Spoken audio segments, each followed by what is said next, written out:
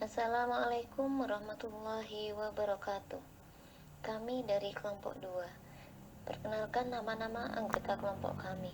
Yang pertama, Ega Jimmy Prayoga, Siti Syafira Densiana Tantri, Muhammad Febriansyah Putra, Putri Zahra Hanifah, Trima Haji Wijaya, Talia Adinda Salsabila, Muhammad Kamel Hasan, Syarul Firdaus, Maula Qasdus Sabil, dan Muhammad Halimi Firdausi. Di sini kita akan mempresentasikan tentang ruang hasil kali dalam yang terdiri dari 1. Hasil kali dalam. Yang kedua, panjang vektor, jarak dan besar sudut antar vektor. Yang ketiga, basis ortonormal. Dan yang terakhir, perubahan basis. Saya Talia Adinda Salsabila akan menjelaskan tentang hasil kali dalam. Definisi hasil kali dalam. Hasil kali dalam atau inner product adalah fungsi yang mengaitkan setiap pasangan vektor di ruang vektor V.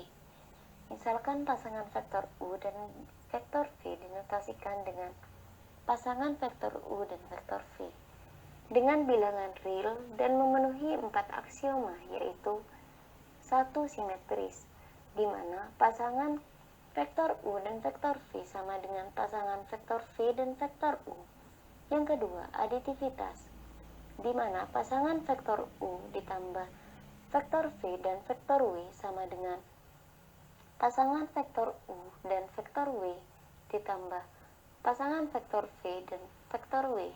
Yang ketiga, homogenitas, di mana pasangan K vektor U dan vektor V sama dengan K pasangan vektor U dan vektor V. K di sini sama dengan skalar. Yang keempat, positivitas, di mana pasangan vektor U dan vektor U lebih besar sama dengan 0 dan pasangan vektor U dan vektor U sama dengan 0 jika dan hanya jika vektor U sama dengan 0. Ruang vektor yang dilengkapi dengan hasil kali dalam seperti di atas disebut ruang hasil kali dalam yang biasa disingkat dengan RHD. Nama saya Siti Syafira Densiana Tantri. Saya akan menjelaskan tentang contoh dari hasil kali dalam. Tunjukkan bahwa operasi perkalian titik-titik standar di R3 Euclides merupakan hasil kali dalam. Kita jawab, kita akan menggunakan 4 aksioma hasil kali dalam, yakni simetris, aditivitas, homogenitas, dan juga positivitas. Kita misalkan kita menggunakan vektor A, vektor B, dan juga vektor C, di mana masing-masing vektor memiliki panjang 3, yakni A1, A2, A3, B1, B2, B3, dan vektor C, C1, C2, C3. Dimulai dari pertama, yakni simetris, di mana vektor A, vektor B sama dengan vektor B, vektor A.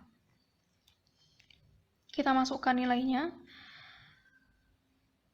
Karena dari awal ini vektor A, vektor B, jadi yang ini juga vektor A, vektor B. Kita masukkan nilainya. A1, B1 plus A2, B2 plus A3, B3. Karena simetris ini nilainya vektor A, vektor B sama dengan vektor B, vektor A, vektor B-nya di depan, kita balik, jadi B1, A1 plus B2, A2 plus B3, A3. Lalu kita kumpulkan B dan B, A dan A, menjadi B1, B2, B3 plus A1, A2, A3 yang menghasilkan vektor B, A. Dan hal tersebut terpenuhi. Maksudnya nilai simetris yang vektor A, vektor B sama dengan vektor B, vektor A itu terbukti benar dengan contoh ini. Kemudian kita lanjut ke aditivitas, di mana vektor A plus vektor B, vektor C sama dengan vektor A vektor B plus vektor B, vektor C. Kita masukkan nilainya. A1 plus B1, A2 plus B2, A3 plus B3 dikali C1, C2, C3 sama dengan A1 C1 plus B1 C1 plus A2 C2 plus B2 C2 plus A3 C3 plus A1 C3 sama dengan A1 C1 plus A2 C2 plus A3 C3 plus dalam kurung B1 C1 plus B2 C2 plus B3 C3. Kita kumpulkan yang A dengan yang A, yang C dengan yang C, sehingga menghasilkan vektor A kali vektor C plus vektor B kali vektor C, dan hal tersebut terpenuhi kembali. Ini yang koma seharusnya kali ya. Kita lanjut ke homogenitas, di mana K vektor A, B sama dengan K dalam kurung, ini dalam kurung seperti ini, vektor A, B. Kita masukkan nilainya. K A1 B1 plus K A2 B2 plus K A3 B3 sama dengan K dalam kurung A1 B1 plus A2 B2 plus A3 B3. Jadi K-nya dikeluarkan dari kurungnya. Lalu kita kembali kumpulkan A dengan yang A, B dengan yang B, menghasilkan K dalam kurung vektor A kali vektor B. Dan hal tersebut kembali terpenuhi. Yang terakhir yakni positivitas, di mana nilai vektor U, vektor U itu sama dengan 0 atau lebih dari 0. Kita masukkan nilainya. Vektor A, vektor A sama dengan vektor A kali vektor A, lalu kita masukkan nilainya. A1 kuadrat plus A2 kuadrat plus A3 kuadrat lebih dari sama dengan 0, dan hal tersebut terpenuhi karena tidak memiliki nilai lain. Dan vektor U, vektor U sama dengan A1 kuadrat plus A2 kuadrat plus A3 kuadrat sama dengan 0, karena tadi yang di atas ini nilainya sudah 0, jadi kita masukkan 0 di bawah sini. 0 sama dengan U kuadrat yang menghasilkan 0 juga, yang akhirnya terpenuhi. RHD yang memiliki hasil kali dalam berupa perkalian titik standar seperti di atas biasa disebut dengan RHD Euklides. Nama saya Trima Haji Wijaya, NIM 1910651070. Di sini saya akan menjelaskan panjang vektor, jarak, dan besar sudut antar vektor. Nah, penjelasannya ketika kita membahas tentang panjang vektor, maka kita harus menghilangkan rumusan yang selama ini kita gunakan mengenai panjang vektor dalam ruang min n yang khusus berdasarkan operasi hasil kali titik. Kita akan menghitung panjang suatu berdasarkan hasil kali dalam yang telah diberikan. Dan sudah dibuktikan bersama-sama bahwa hasil 4, 5 kali titik dalam ruang min n X juga merupakan hasil kali dalam. Jadi konsep yang digunakan ini akan lebih luas daripada konsep sebelumnya. Nah, di sini saya akan nge-zoom dan perhatikan gambar dan penjelasan kami di sini. Dan pelajarilah, maka disinilah Anda akan mengerti. Nah, dan di sini saya akan menampilkan contohnya ya, dan perhatikan contoh-contoh yang kami buat.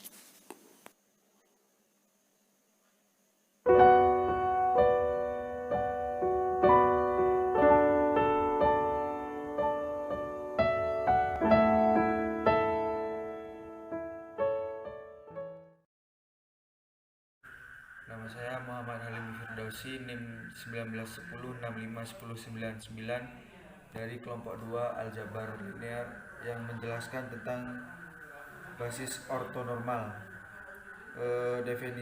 Definisi basis ortonormal adalah sebuah himpunan vektor pada ruang hasil kali dalam yang dinamakan himpunan ortogonal jika semua pasangan vektor-vektor yang berbeda dalam himpunan tersebut ortogonal.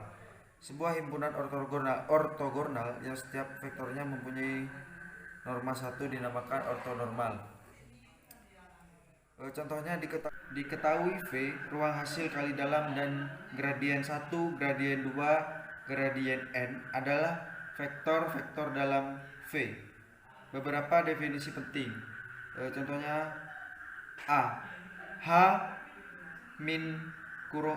sama dengan kurung kurawal gradien 1, gradien 2, gradien N disebut himpunan ortogonal bila di setiap vektor dalam V saling tegak lurus, yaitu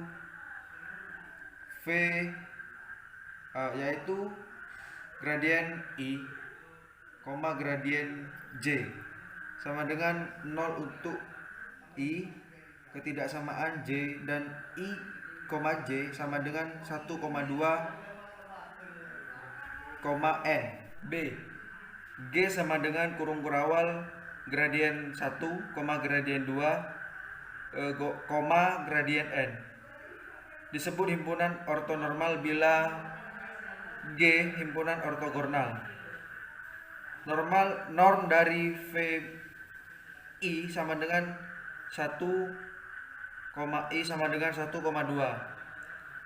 N atau kurang dari gradien I,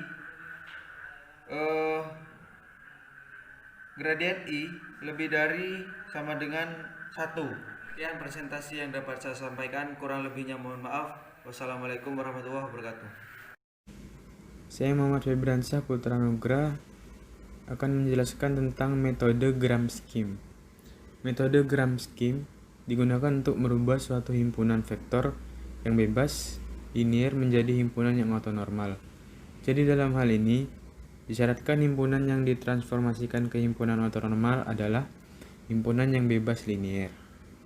Jika yang akan ditransformasikan adalah himpunan vektor yang merupakan basis dari ruang vektor V, maka metode Gram Scheme akan menghasilkan basis ortonormal untuk V. Sebelum membahas tentang metode ini, akan dibahas tentang proyeksi ortogonal vektor terhadap ruang yang dibangun oleh himpunan vektor. Diketahui H sama dengan V1, V2, Vn adalah himpunan vektor yang bebas linier dari ruang vektor V dengan dim lebih dari N dan S sama dengan W1, W2, Wn merupakan himpunan yang ortonormal. Jika W menyatakan ruang yang dibangun oleh W1, W2, Wn, maka untuk setiap vektor Z1 dalam W dapat dituliskan Z1 sama dengan K1W1 plus K2W2 plus KNWN dengan K1, K2, Kn skalar. Jika U adalah sembarang vektor dalam V, maka tentunya U dapat dituliskan sebagai jumlah dari dua vektor yang saling tegak lurus, misalkan Z1 dan Z2. Jadi dapat dituliskan U sama dengan Z1 plus Z2. Karena Z1 dalam W, maka sebenarnya Z1 merupakan proyeksi ortogonal U terhadap W. Sedangkan Z2 merupakan komponen vektor U yang tegak lurus terhadap W. Jadi menentukan Z1, maka harus ditentukan nilai K1, K2, Kn. Sedemikian hingga nilai K1 merupakan panjang proyeksi U terhadap W1, K2 merupakan panjang proyeksi U terhadap W2, dan seterusnya sehingga Kn merupakan panjang proyeksi U terhadap Wn. Proyeksi ortogonal U terhadap Wi adalah proyeksi U sama dengan UWI, dikarenakan W1, W2, Wn merupakan vektor-vektor yang ortonormal. Jadi dapat dituliskan bahwa proyeksi ortogonal U terhadap V adalah sebagai berikut. Nama saya Maula Koco Sambil dengan NIM 191065995. Saya akan menjelaskan tentang basis ortonormal. Normalisasi himpunan ortogonal ke himpunan ortonormal. Diketahui V, RHD, dan H sama dengan V1, V2, Vn. V merupakan himpunan ortogonal dengan Vi tidak sama dengan 0, maka bisa didapatkan himpunan ortogonal yang didefinisikan sebagai S sama dengan S1, S2, Sn dengan Si sama dengan Fi, Vi. I sama dengan 1, 2, N.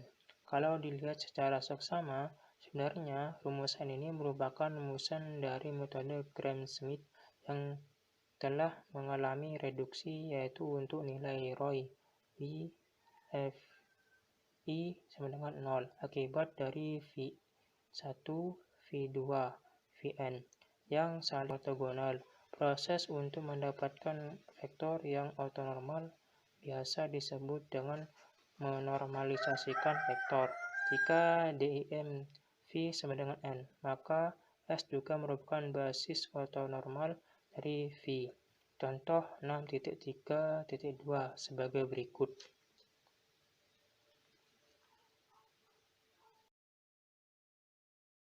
Nama saya Ega Jemi Prayoga dengan NIM 19106511051. Di sini saya akan menjelaskan tentang perubahan basis. Seperti diketahui bahwa suatu ruang vektor bisa memiliki beberapa basis. Dari sifat inilah tentunya jika terdapat sembarang vektor X dalam suatu ruang vektor V yang memiliki himpunan vektor A dan B sebagai basisnya, maka X tentunya merupakan kombinasi linear dari vektor-vektor A dan B. Kajian yang dilakukan sekarang ini adalah melihat hubungan antar kombinasi linear tersebut. Secara sistematis, langkah-langkahnya dapat dilihat sebagai berikut. Jika V ruang vektor S, S1, S2 hingga Sn merupakan basis V, maka untuk sembarang X elemen V dapat dituliskan X K1, S1, K2, S2 hingga Kn, Sn dengan K1, K2, Kn skalar K1, K2, Kn juga disebut koordinat X relatif terdapat basis S.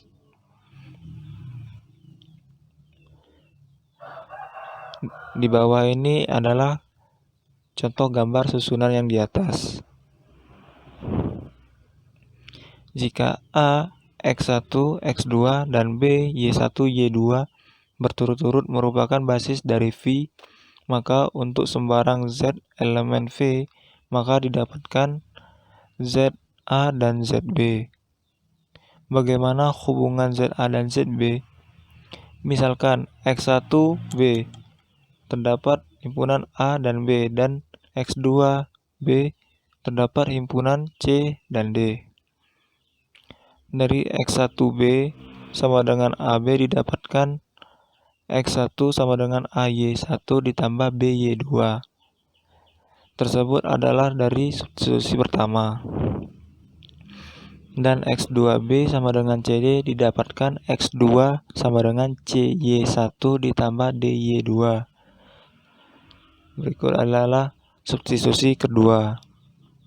Untuk Z A sama dengan K1, K2, maka didapatkan Z sama dengan K1, X1 ditambah K2, X2. Berikut adalah substitusi ketiga. Dengan melakukan substitusi dari persamaan 1 dan kedua, persamaan 3 didapatkan Z sama dengan K AY1 ditambah BY2 ditambah K dikali C Y1 ditambah DY2. Sehingga K1A ditambah K2C dikali Y1 ditambah K1B ditambah K2D dikali Y2.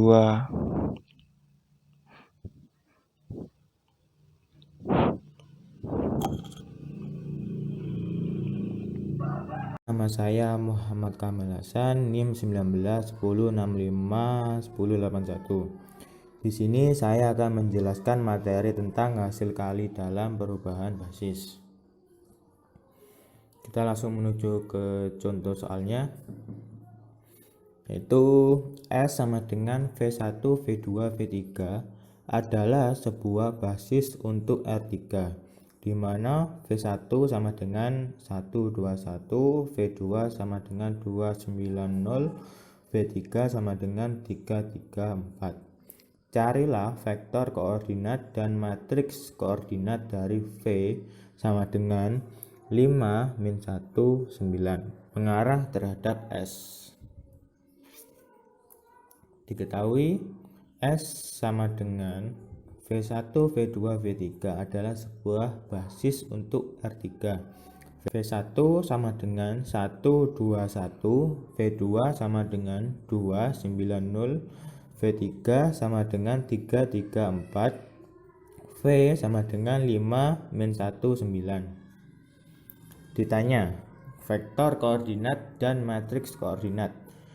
Sebelum kita melanjutkan contoh soal ini, kita akan menuju teorema terlebih dahulu. Jika S sama dengan V1, V2, V3 sampai Vn adalah basis ruang vektor V, maka setiap vektor V yang terletak di V dapat dinyatakan dalam bentuk V sama dengan C1 V1 ditambah C2 V2 ditambah sampai Cn Vn persis mempunyai satu cara. Nah, di sini kita akan menggunakan cara ini untuk menyelesaikan contoh soal tersebut, yaitu V sama dengan C1 V1 ditambah C2 V2 ditambah C3 V3. V-nya 5, min 1, 9. C1 dikali 121 ditambah C2 290 ditambah C3 334. Kita akan memperoleh sistem persamaan linear, yaitu C1 ditambah 2C2 ditambah 3C3 sama dengan 5. Ini persamaan pertama. Untuk persamaan kedua, 2C1 ditambah 9C2 ditambah 3C3 sama dengan min 1. Untuk persamaan ketiga, yaitu C1 ditambah 0 enggak ada ditambah 4C3 sama dengan 9 untuk persamaan ketiga.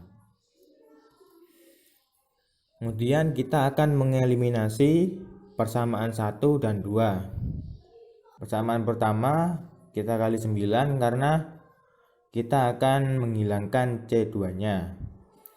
Untuk persamaan kedua akan dikalikan 2. Dan menghasilkan persamaan pertama 9C1 ditambah 18C2 ditambah 27C3 sama dengan 45. Untuk persamaan kedua menghasilkan 4C1 ditambah 18C2 ditambah 6C3 sama dengan min 2. Kemudian kita kurangi dan menghasilkan 5C1 ditambah 21C3 sama dengan 47. Nah, ini persamaan keempatnya. Kemudian kita eliminasi persamaan ketiga dan persamaan keempat. Itu C1 ditambah 4C3 sama dengan 9.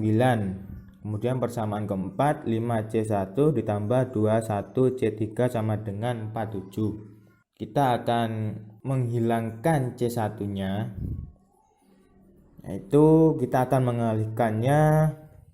Untuk persamaan ketiga kita akan kalikan 5, untuk persamaan keempat kita akan kalikan 1 dan menghasilkan persamaan ketiga, yaitu 5C1 ditambah 20C3 sama dengan 45. Untuk persamaan keempat menghasilkan 5C1 ditambah 21C3 sama dengan 47. Kita akan mengurangi, akan menghasilkan min 1C3 sama dengan min 2. Kemudian C3 sama dengan 2. Kemudian substitusi C3 ke persamaan ketiga. C1 ditambah 4C3 sama dengan 9. C1 ditambah 4, karena di sini C3-nya itu 2, kita akan mengalihkan 2 sama dengan 9. C1 ditambah 8 sama dengan 9. Kita akan pindah ruas, yaitu C1 sama dengan 9 min 8. C1 sama dengan 1. Kemudian kita substitusi C1 dan C3 ke persamaan pertama. C1 ditambah 2C2 ditambah 3C3 sama dengan 5. Sini C1-nya 1 ditambah 2C2 ditambah 3C3-nya 2. Kita akan mengalihkan 2 sama dengan 5.